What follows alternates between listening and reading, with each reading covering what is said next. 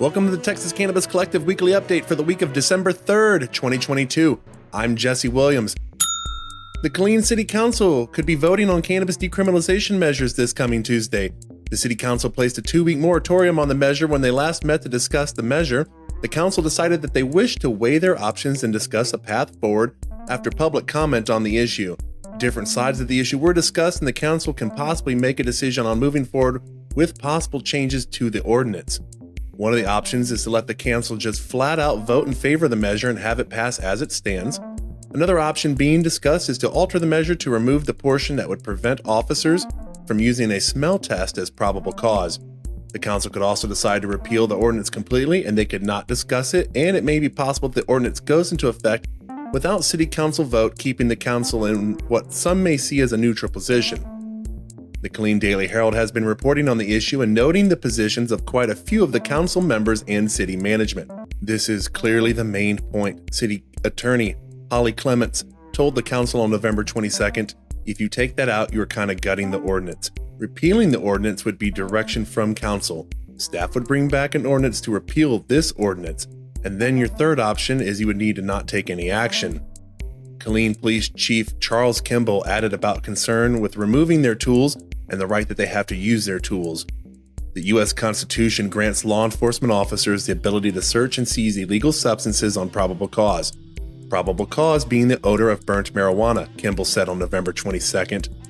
Others such as Ground Game Texas and other advocates have argued that since hemp was legalized, this should be making the concept moot for officers. No person or trained animal can tell the difference between legal hemp and illegal marijuana, fresh or burnt, and it has been the argument against that notion.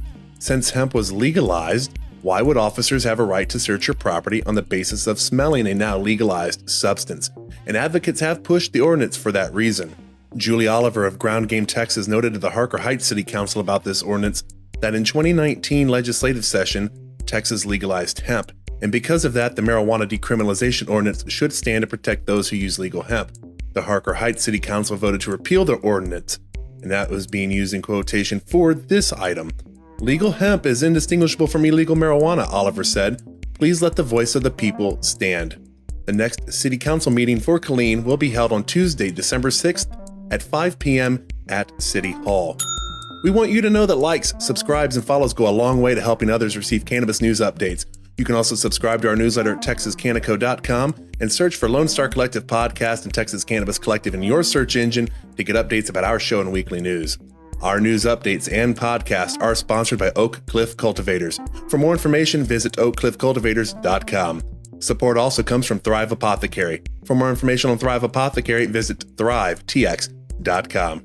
Liz Groh and Patrick Pope joined the Lone Star Collective podcast this past week to discuss the Taste of Texas Hemp Cup.